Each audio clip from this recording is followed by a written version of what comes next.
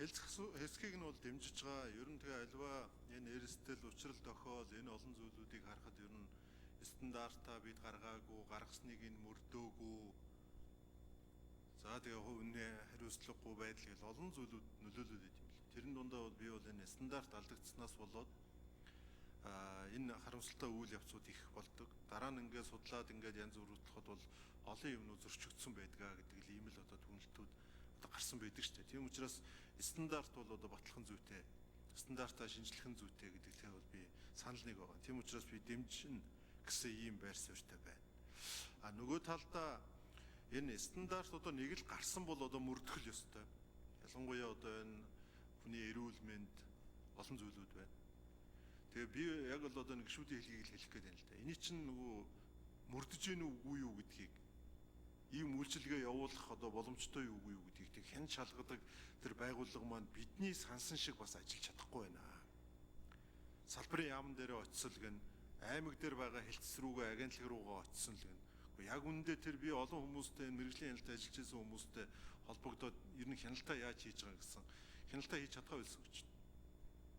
Тэгээ нэг айлын хатвчанд очсон юм шиг нэг хоёр нөхөр тэнд унах унаач байхгүй, бензинч байхгүй, нөгөө агентлагийн дарга нь хөдөө гадаа явуулах ямар ч бололцоогоор хангахгүй. Тэгэл аймгийн төв дээр байж 1 2 3 хүн болж хувирсан байна. Тэгэхээр бид энэ стандарт батлах нэг хэрэг, стандартыг мөрдөх гэнэ үү, мөрдөхгүй вэ гэдэг тэр хяналтын систем чинь өшөө сайжрахгүй л явахгүй нь шүү дээ. Одоо ингээд өсвийн тодтоглоор улам машин унаа, бензин тос хамаг томилтыг хаана гэж байна. Дахиад явахгүй гэсэн. Тэгэхээр бидний өнөөдөр энэ ярих гэдэг юм чи хэрэгжихгүй болох гэдэг байна. Тийм учраас энэ мэрэгжлийн хяналтын байгууллагын үүрэг чиглэлийг авсан тэр одоо төрийн байгууллага ажлаа сайн хиймээр байгаамаа. Урд нь тэнд шалгуулж исэн нөхөр өнөөдөр тэр шалгадаг хүмүүсийг өдөрдөө сууж байгаа учраас сүйлтгүй хийгээд байгаа байхгүй. Энийг бүр орон нутгийн байгууллагуудаас энэ мэрэгжлийн хяналтад ажиллаж исэн энэ байцаагч нараас та бүхэн бүр тодруулаарай. Тийм учраас би нэгдүгээр тэнийг хэлмээр байна. Хоёрдугаарт ер нь энэ стандартыг мөрдүүлэх асуудал дээр энэ олон нийтийн хяналтын энэ олон нийтэд сурчлах, таниулах ажлыг бид нэр яаж хийх ёстой бэ? Өнөөдөр Улаанбаатар хот ширэнг боллоо л гэн тэр чамар 5 хантай гэр барьж байгаа биш. Нэг шөнийн дотор барьчаагүй шүү. Тэнд бас л стандарт алдагдсан. Тэгэхээр энэ олон нийтийн хяналтыг энэ стандарт руу чиглүүлэх энэ механизмыг сурчлах ийм юмнуудыг бид бас хиймээр юм уу гэж хараад. Сая энэ хэд хоногийн өмнө цагийн үр дээр нь аялал жуулчлалын асуудлууд иржлээ. Аялал жуулчлалын стандартыг мөрдүүлэх тал дээр бас юу туссан бэ гэдгийг би асуумаар. Жуулчид ирээд ямар ч стандартгүй юмд бид бол учраа олоо яваад байдаг баг. Гадны өндөр стандарттай газраас ирсэн хүмүүс нүдэн орой дээрээ гараад явна шүү дээ. Тэгээ бэрчж гэмтээд байна гэж. Тийм учраас энэ аялал жуулчлалын энэ асуудал дээр би энэ зүүн бүс бол одоо аялал жуулчлалын бүс нутаг бид нар жуулчин оруулж ирмээр байгаад байдаг. Тэгэхээр стандарт энэ мөрдүүлэх тал дээр ямар юм туссан байгаа. Нөгөө талдаа би энийг яагаад асуугаад байна гэхээр төрийн бодлого ингээд нэг залгамж холоотой, уялдаатай явах хэрэгтэй. Тэгэхээр Монгол Улсын засгийн газраас энэ аялал жуулчлалын бизнес нөгөө малчтад олгодог, бусад жидүүд олгодог ийм хөнгөлтэй зээлүүдийг олгоно гэдэг ийм чиглэл гарсан. Тэгээ би энэ хэврээ явуулах гэж бодож байна. Тэгэхээр тэр зээлийг авсан хүмүүс ямар стандартыг эхнээсээ мөрдөж явах юм бэ гэдгээ ойлгож тэр бизнес төлөвлөгөө тэр зээлхүү юм авал ядг юм бол гэж. Би зүгээр энэ маш өргөн салбарын асуудал учраас энэ хяналтын асуудал, энэ аялал жуулчлалын асуудлыг олон нийтийн хяналт гэдэг энэ гурван асуудлаар асууя гэж бодож байна. За баярлалаа. За Шадар зайд амар сайхан хариулт өгье. За энэ асуудал бол зөвхөн өчигдөр хууль өргөн бариад өнөөдөр орж ирээгүй гэдгийг та хэд маань бас та бүхэн маань ойлгож байгаа. Энэ сүүлийн одоо 3 жил 21 онд би Шадар сайдын ажлыг аваад хамгийн түрүүн ер нь энэ одоо стандарт гэдэг зүйлээ бид шийдэхгүй болвол нэг мөр ойлгохгүй болвол нэгдсэн ойлголт уялдаа холбоог бий болгож ялангуяа иргэд олон нийтийн идэвх санаачлах шаардлага дээр үндсэлж энэ орчныг өөрчлөхгүй бол бид мянган сайхан хөгжлийн бодлого боловсруул зорилт тавиад өчнөө сайхан мөнгө зарцуулаад энэ одоо хөрөнгө оруулалт хөгжлийн бодлого хоёрын хоорондын гүүр болсон стандартыг дагаж мөрдөхгүй болвол замгүй явж төөрсөөр байгаа зүйлдээ ажиллан эзэмгүй асуулт хариуцлага ярихаар явган хэрүүл болдог.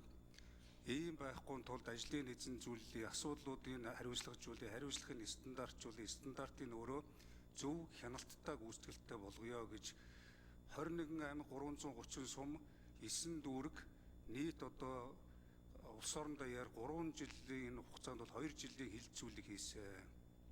17 мянган санал авсан. Эндээс одоо бараг 2 мянган саналыг авч ажлын эсгүүд дээр байгуулж нэг улс нэгдсэн стандарт гэдэг хөтөлбөр батлуулсан. Тэр хөтөлбөрийнхөө хүрээнд одоо өнгөрсөн одоо 24 оны өмнө засгийн газар дээр хилцүүлэгдэж бүр одоо 3 намын мөрийн хөтөлбөрт орж засгийн газрын 2024-с 28 оны үйл ажиллагааны хөтөлбөрт нэг улс нэгдсэн стандарт гэж тусад түүний зэрэгцээ энэ үндэсний сүрэн төсөөлөх чадварыг бий болгоё гэдэг энэ асуудалтайгаа уялдуулж эдийн засгийн чадвараа сайжруулах, эрүүл мэндийн асуудлаа цэгцлэе, эрсдлээж багтцахыг хаана хязгаарч эц төгсгөлгүй хэрүүлээгээд өнөөдөр жижиг асуудал гэж явсаар байгаад хамгийн том уул олор шиг хүндрэл болдог. Өнөөдөр энгийн асуудал гэж явсаар байтал хинч дааж давхгүй зовлон болж өөрсөн энэ асуудлаа нийгмээр арга иргэдийн оролцоотой болгоод өдөр тутмын хил соёл, дадал зуршил, хэрэгцээ шаардлага, аюулгүй байдал дээрээс нь хамгийн одоо хатуу шаардлага одоо бий болгоё гэж. Тийм тулд одоо иргэд олон нийтэд сурчлагын стандартын асуудал, тохирлын үнэлгээний асуудал, аюулгүй байдал, жишээ нь шошгожилт бид нэр одоо дэдгүрт ороод бараа худалдаж авахаар үйлдвэрлэж байгаа дотоодын үйлдвэрлэлийн ундаануудын 4%-тэй сахарын багтаамж байхад тэр нь яг шинжилгээ хийхээр 16-7%-тэй хэд дахин илүү гарч байгаа юм эрсдлүүд байна. Шошгожилтын одоо ажлын хэсэг үрт байгуулаад шошгожилтоо тодорхой болгоё. Эрүүл мэнд тортой мó, сахартай мó, эсвэл элдв харшлагддаг хүмүүст эрсдэлгүй мó гэдгээ үртэл тэр одоо агуулга найрлага, өөх, тос, уураг, тэжээл дээрээс нь эрдэс баялагийнх нь одоо хэмжээг хүн ойлгохдох хэмжээнд хүн заавал уншиж суугаад байхгүйгээр өнгийг хараад худалдаж авдаг энэ хэмжээ рүү хүртэл орё гэдэг ийм асуудлууд яригдаад одоо хийгдээд явж байгаамаа. Тэгэхээр энэ бол бас энэ стандарт хэмжилт зүйн салбарын олон жил орхигдож эзэнгүүдэж ирсэн салбарын маш олон одоо За нэмэлт хариулт өгье. 4-р энэ дэр.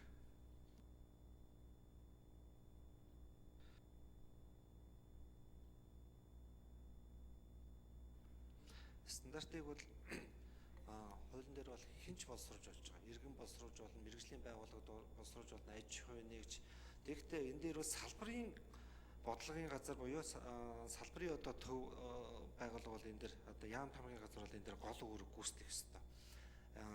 Аялал жуулчлалын стандарт одоо ингэж одоо жишээ ингээд татаад ярих. Аялал жуулчлал дээр одоо Монгол улс ерөөс 15 хэл стандарт байна. Олон улсын төвшөнд төрсөн нь бол 20 гаруй хувьтай. Тэгээд одоо аялал жуулчлалаа татъя гэх юм бол бид нэр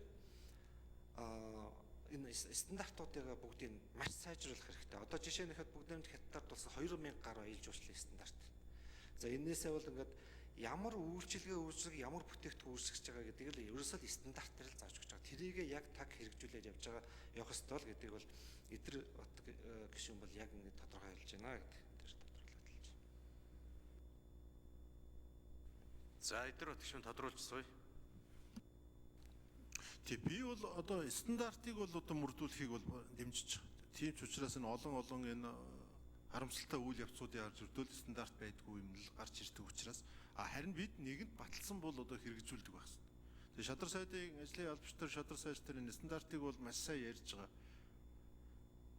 Би энэ стандарт хэмжил зүйн газрынхан ч гэсэн бас энэ дээр бас би нэлээд ажиллаж байгаа гэж ингэж бас ойлгоод байгаа. Тийм учраас бидний өнөөдрийн энэ одоо хэлц хэсгэн дэмжигдээд цаашаа яваад энэ дэмжигдээд ингээ гарвал механизм нь төрийн механизм ч байг, иргэдийн механизм ч байг бид хадгалаад төсөв батлахдаа зам тавихдаа стандартад нийцсэн зам тавьдаг.